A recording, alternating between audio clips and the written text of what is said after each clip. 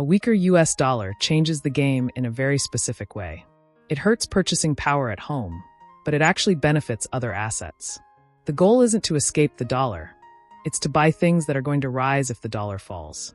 In this video, I'm going to build out the perfect portfolio, giving you the exact percentages of how I'd invest to hedge against a weakening dollar. Everywhere you look, you'll see articles or news about the dollar weakening, de-dollarization, or just overall negative sentiment about the US dollar. In simple terms, one US dollar buys less, especially when compared to another currency like the euro. 1 year ago, the dollar and the euro were very close to par. $1 would buy 0.98 euros. Today, a dollar buys 0.85 euros. The dollar has generally been declining since January 2025, when it closed above 109, and has recently fallen to a 4-year low, down roughly 11% over the past year. The dollar has been dropping due to fiscal concerns, monetary policy, political policy, and capital flows, especially with gold rising so fast. So here are 6 things to own or invest in if the dollar weakens even further. This will also hedge against inflation. And after that, I'll show you an actual portfolio with the best percentages to build this out. My name is Nolan Gouveia. My students call me Professor G, and I made this channel to make investing simplified. Remember that all investing carries risk, so do your own research. This is not financial advice, and I'm not a financial advisor. So remember, we're talking about a dollar weakening. This is not just a portfolio I think you should always have. But if you believe the dollar is going to keep weakening, this is something to keep on your radar. I'm not saying you need to buy all of these or invest in all of these, but these are all things that would go up if the dollar goes down. Number 1, owning international stocks, and more specifically international ETFs. When the dollar falls, foreign currencies strengthen versus the US dollar. So your overseas investments get a currency boost on top of market returns. The ones that benefit the most will probably be European equities, emerging markets, and commodity exporting countries like Brazil, Australia, and Canada. Some easy ETFs to put on your radar would be VXUS, which is the total international stock market, VEA, which is developed markets, and VWO, which is emerging markets. Many US investors, including myself, are very overweight in US-dominant stocks. A weak dollar flips the advantage overseas. But number 2 is still going to be US companies and US ETFs that win from a weakening dollar. This is very underrated and understated. This is why in most of my videos I explain that you don't necessarily need to invest internationally. But again, for this video specifically, and if you believe the dollar is going to weaken significantly and that it's going to increase the value of currencies around the world while the dollar loses ground to those foreign currencies, then some exposure to pure international is a good hedge. But here's what I'm talking about. All of our largest companies are globalized and multinational. Multinational companies earn revenue overseas, and foreign earnings translate into more dollars. The sectors to really look at would be big tech, industrials, and consumer brands. Some examples: Apple, Coca-Cola, Caterpillar, Microsoft. Or just use VOO or VTI for broad exposure in the United States, or VGT for tech specifically. Number 3 is the one that's been very popular lately, and it's the one everyone talks about when hedging against a weakening dollar: gold. Gold is priced in dollars, so when the US dollar drops, gold is worth more. It's not necessarily that gold has actually increased in value. It's just that the US dollar is dropping. It's a little confusing, but it's still a good way to hedge against that weakening of the dollar or even inflation. Why gold works? It's a hedge against currency debasement. Central banks buy gold when confidence in fiat currency drops. This happened in China and around the world, but very specifically in China, when they said, "We're going to get off the dollar standard," or "We don't believe in the dollar or want it to be as strong anymore, so we're just going to buy up a whole bunch of gold and go that route instead." That's partly why gold went up so much, and also partly why the dollar has been dropping so much. Some options here would be GLDM or IU for physical gold ETFs, or just buying physical bullion if you want crisis insurance. Now remember, if you're buying actual physical gold, yes, you do hold that gold, but there are also some cons like security and different things like that. Also, you want to keep in mind that later, if you ever want to sell that gold, or let's just say you're holding gold because you believe there's going to be some type of zombie apocalypse or something like that, and you need to go buy groceries with gold bars. How are you going to chip off a little piece of that gold bar? So I'd suggest you get them in small increments, possibly coins, things of that nature. But think far ahead to the actual scenario you're preparing for. Number 4 is a little controversial, but it definitely has to be talked about if we're talking about gold, and that would be Bitcoin. Bitcoin is absolutely part of the weak dollar conversation, but it plays a different role than gold or foreign stocks. Think of it as a high-volatility monetary hedge. That's the environment where hard, scarce assets tend to rise. Bitcoin's whole thing is that there will only ever be 21 million of them, a very fixed supply. Whereas with money, as we've seen, they can just print more and more of it. So when confidence in fiat drops, people are looking for other places to put that money. Places where they aren't just going to print more money. Gold is the old-school hedge. Bitcoin is the digital scarcity hedge. Historically, major Bitcoin bull runs have happened during loose monetary cycles, liquidity expansion, and falling real rates. That overlaps heavily with dollar weakening environments. But here's the key difference versus gold. Gold is a stability hedge. Bitcoin is a speculative hedge hybrid. Gold moves slower. Bitcoin moves violently. Gold is a central bank asset. Bitcoin is a risk asset in the short term. Gold is defensive. Bitcoin is liquidity-driven. In the short term, Bitcoin often trades like a tech stock on steroids. If markets panic, Bitcoin can drop with risk assets even if the dollar is weak.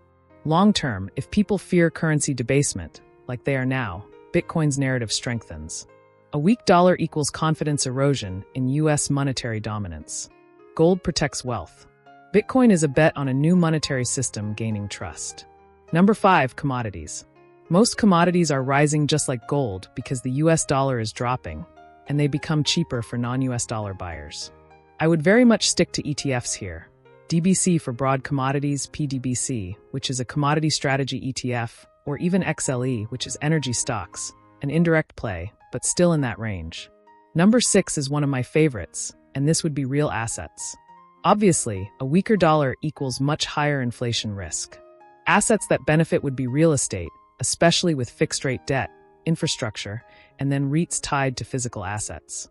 A couple of ETFs to look at would be VNQ, which is a REIT ETF from Vanguard, and IGF, which is the iShares Global Infrastructure ETF. But I really prefer having the actual real estate or the actual asset, tangible, something I can touch, something I can see. I like diversifying my portfolio with real estate, specifically rental properties. But that's up to you. So now, what typically suffers in a weak dollar? That would be long-term bonds, purely domestic small caps, and cash. Cash savings definitely lose purchasing power. So now, if I was going to build out the perfect portfolio with the actual percentages for these assets, this is how I personally would do it. This is going to give you a hedge against inflation. It's going to give you a hedge against the weakening dollar, the debasement, all these different things. And depending on your risk profile, you could add or subtract from the percentages I personally would use. For international stocks or the ETF VXUS, the allocation there would be 10% to 20%. For US multinationals, maybe something like VTI or maybe even VGT, 40% to 50%. In gold like GLDM, I would do about 5% to 10%. Bitcoin, 5% to 10%. Commodities with DBC, I would say 5% to 10%. And then real estate like rental properties, 10% to 15%. As far as cash is concerned, I would have a minimal amount. Remember that cash is the thing that's going to be losing the most value. People who hold a lot of their net worth in cash, I really think over the next 5 years or so, you're going to see a huge drop just because of inflation. Your purchasing power is really going to go down. The best way to hedge against inflation is to own assets like we've been talking about in this video. Even if it's not foreign assets or all the different things I've been talking about, you just want to be buying assets that generally have been appreciating. Things like ETFs, real estate, gold, and in my opinion, Bitcoin. Big picture. A falling dollar usually happens with high US deficits, easier Fed policy, and rising inflation expectations. With the new Fed chair coming in and expected to bring down rates big time, this could absolutely mean higher inflation. All of those things sound like exactly what's about to happen right now and what we're kind of in right now. You want hard assets, some foreign exposure, global revenue companies, and maybe even a speculative play on a new form of money, or at least a fixed supply of it, with Bitcoin.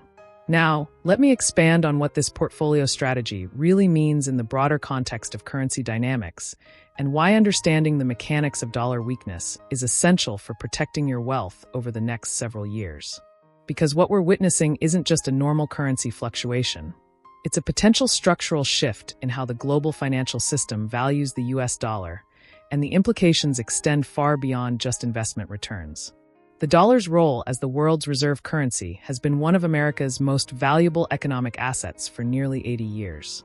It means the US can borrow at lower rates than any other country, run larger deficits without immediate consequences, and essentially export inflation to the rest of the world.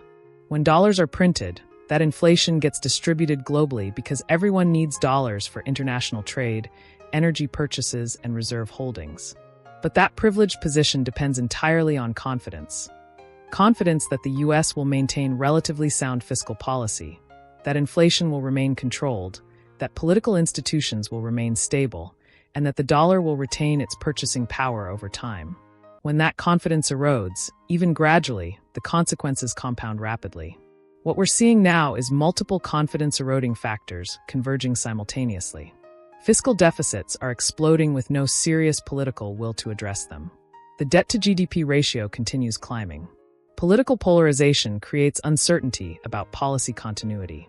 And crucially, alternatives to the dollar are being actively developed by countries that previously had no choice but to use it. The BRICS currency discussions, China's yuan internationalization efforts, the expansion of bilateral currency swap agreements, the growth of non-dollar trade settlement systems. All of these represent countries building insurance against dollar dependence. They're not abandoning the dollar overnight, but they're systematically reducing their exposure to it. And every reduction in dollar demand puts downward pressure on the currency's value. This is why the portfolio I outlined isn't just a tactical trade.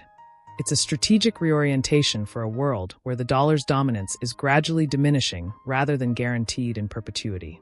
Each component of the portfolio addresses a specific aspect of this structural shift.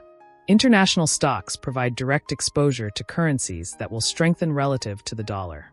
When you own European stocks and the euro strengthens against the dollar, your returns get a double boost, both from the stock performance itself and from the favorable currency translation. This isn't speculation, it's mathematical. If a European stock goes up 10% in euros and the euro strengthens 5% against the dollar, your dollar-denominated return is roughly 15%. But the often overlooked advantage is US multinationals. Companies like Apple, Microsoft, Coca-Cola, and Caterpillar earn 40% to 60% of their revenues overseas. When the dollar weakens, those foreign earnings translate back into more dollars. This is why multinational corporations often outperform purely domestic companies during dollar weakness periods. You get US market access, US legal protections, US accounting standards, but with built-in currency diversification through the business model itself. Gold's role in the portfolio is fundamentally different from the other components. It's not trying to generate returns. It's trying to preserve purchasing power when confidence in fiat currencies declines. Gold doesn't care about earnings growth or dividend yields. It cares about one thing. Is paper money becoming less trustworthy? And when the answer is yes, gold's value relative to that paper money increases. The historical precedent is clear. Every major currency debasement episode, Weimar Germany, 1970s America, Zimbabwe, Venezuela, saw gold maintain purchasing power even as the currency collapsed. You're not betting on gold going up in some abstract sense. You're betting that if confidence in the dollar continues eroding, gold will preserve value better than cash. Bitcoin represents the speculative end of the same thesis. If gold is, we don't trust fiat currency, so we're going back to the old monetary system. Bitcoin is, we don't trust fiat currency, so we're going to adopt a completely new monetary system. It's a much higher risk, higher volatility bet. But the logic is coherent. If people lose faith in government-controlled money, assets with algorithmically enforced scarcity become more valuable. The reason Bitcoin gets compared to tech stocks on steroids is because it behaves like a risk asset in the short term. When markets panic and liquidity dries up, Bitcoin often falls alongside stocks. But over longer time horizons, especially during periods of monetary expansion and dollar weakness, Bitcoin has dramatically outperformed traditional assets. The question is whether you can tolerate the volatility required to capture those long-term gains. Commodities play a specific role because they're priced globally in dollars. When the dollar weakens, commodities mechanically become cheaper for non-US buyers, which increases demand, which pushes prices higher. Oil priced at $80 per barrel in dollars becomes more affordable for Europeans, Japanese, and Chinese buyers when their currencies strengthen against the dollar.